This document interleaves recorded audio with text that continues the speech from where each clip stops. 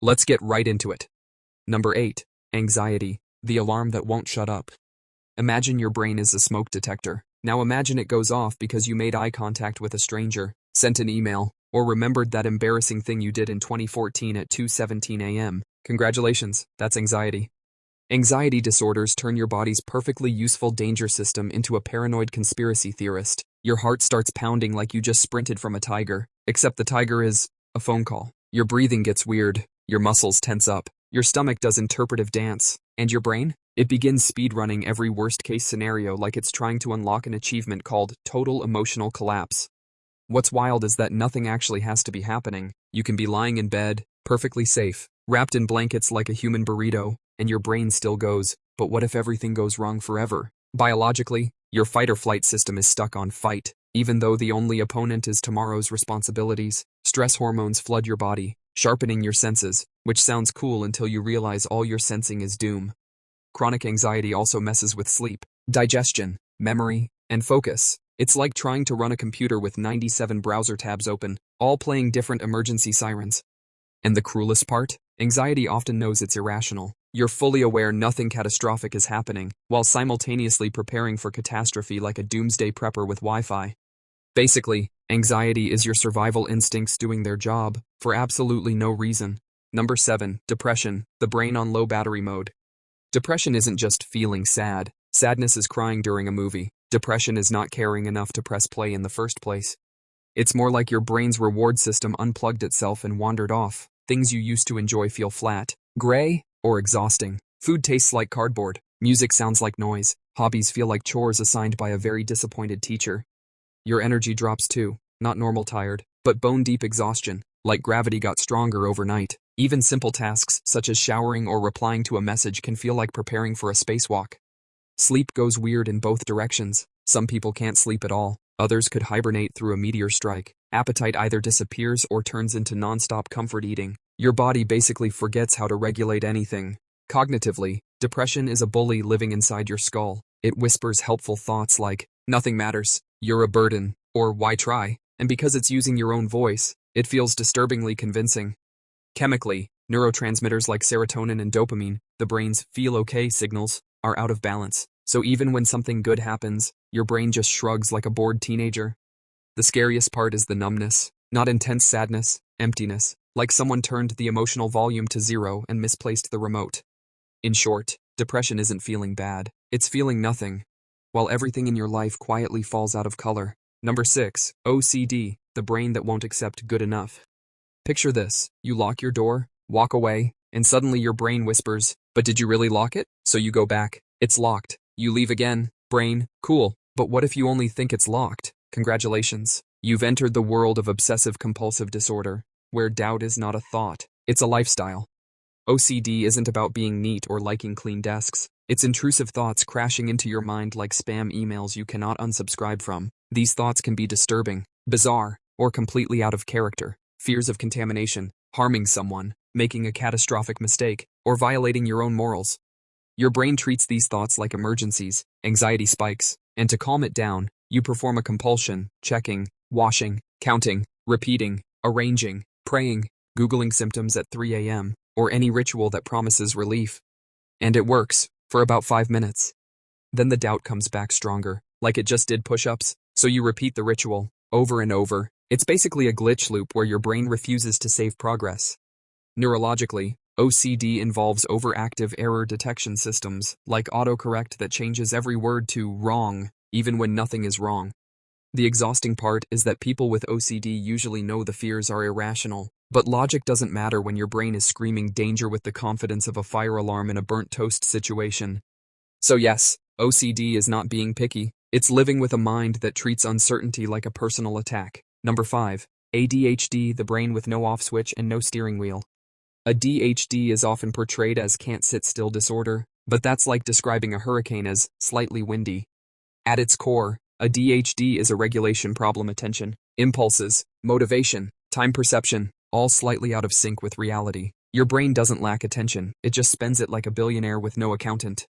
Boring task? Brain powers down immediately. Fascinating random topic at 2 a.m. Suddenly, you are a laser-focused research machine who now knows everything about octopuses, medieval swords, or how to survive a plane crash despite never flying anywhere.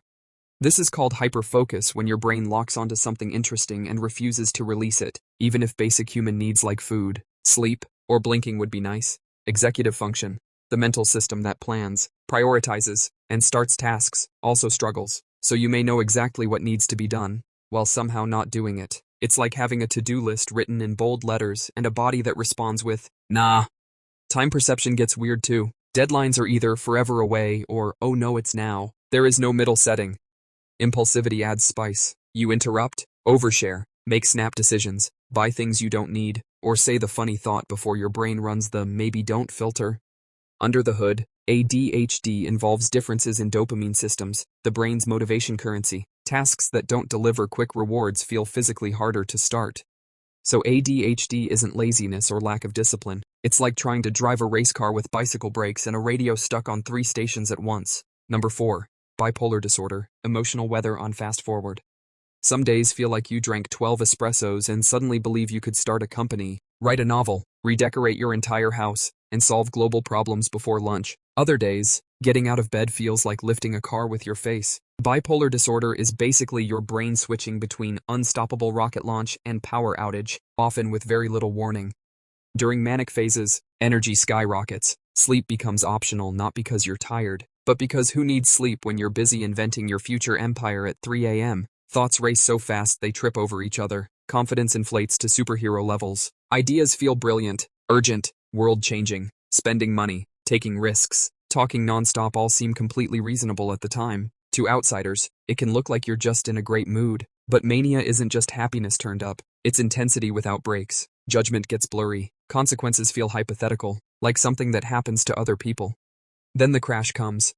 Depressive episodes hit like gravity suddenly remembering its job. The same brain that felt invincible now feels heavy, slow, and joyless. Energy disappears. Motivation evaporates. Hope files for early retirement. Biologically, bipolar disorder involves mood regulation systems overshooting in both directions, too much activation, then too little. Think of a thermostat that only knows Arctic tundra or surface of the sun. The emotional whiplash is exhausting, not just for the person experiencing it but for everyone around them. Plans made during mania may become impossible during depression. Relationships, work, sleep, everything gets caught in the storm. So bipolar disorder isn't moodiness. It's living with internal weather patterns that don't check the forecast before arriving. Number 3. Schizophrenia, when reality stops agreeing with itself. Imagine watching a movie where you're also a character, but suddenly the script changes without telling you. Voices appear, meanings hide inside ordinary things. The world feels off. That's a tiny glimpse into schizophrenia. Contrary to movie stereotypes, it's not multiple personalities. It's a disorder affecting perception, thought, and reality processing itself. Hallucinations are common, hearing voices that aren't there, seeing things others don't, or sensing presence in an empty room, and these aren't faint whispers. They can be as vivid and real as someone standing next to you complaining about your life choices. Delusions add another layer. You might believe people are watching you, messages are hidden in TV shows, or ordinary events have secret personal meaning. Your brain becomes a conspiracy theorist with unlimited confidence and zero fact-checking. Speech and thinking can become disorganized too. Conversations jump tracks. Words come out scrambled or oddly connected, like your brain shuffled the sentence deck. There are also negative symptoms, which sound boring but are actually devastating. Reduced emotion, lack of motivation, social withdrawal. Not because you don't care, but because the internal drive system isn't firing properly.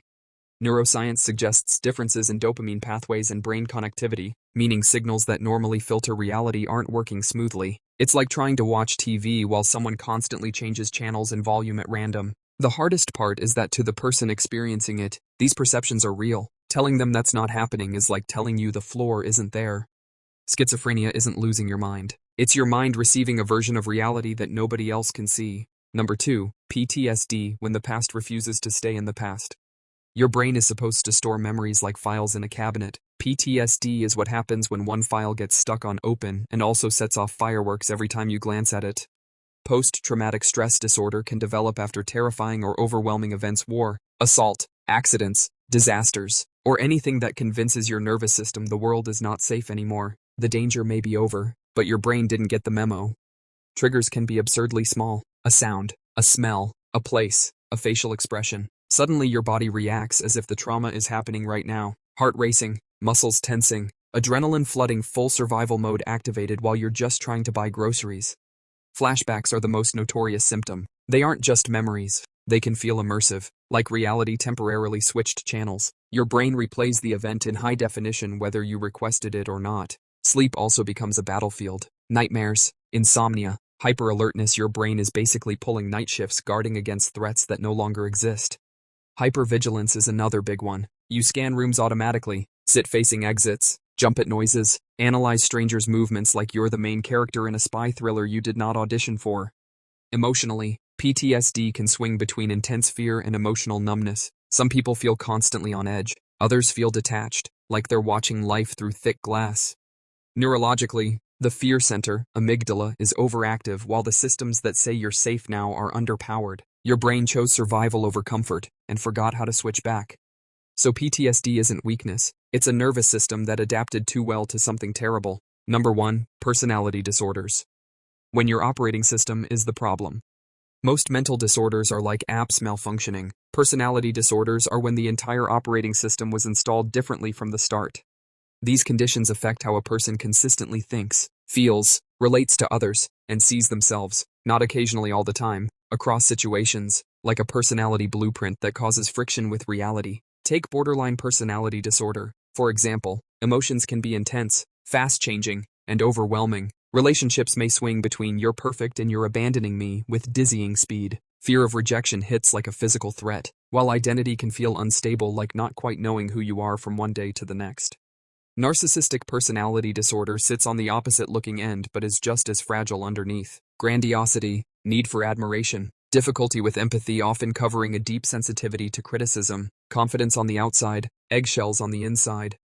Avoidant personality disorder turns social anxiety into a full lifestyle, not just shyness, a deep fear of rejection so strong that avoiding people feels safer than risking connection. Antisocial personality disorder removes the usual emotional brakes. Empathy, guilt, and fear of consequences don't guide behavior the way they do for most people, which can lead to manipulation or risky actions. What ties personality disorders together is rigidity. The patterns are deeply ingrained, formed over years of genetics, environment, and early experiences. It's not bad attitude, it's the lens through which the entire world is interpreted. Treatment often focuses on learning new patterns rather than fixing something broken, like installing updates on a system that never had them. In short, personality disorders don't just affect how you feel, they shape how you exist in relation to everyone else. That's all for today. I'll be making similar videos in the future. Subscribe to see them.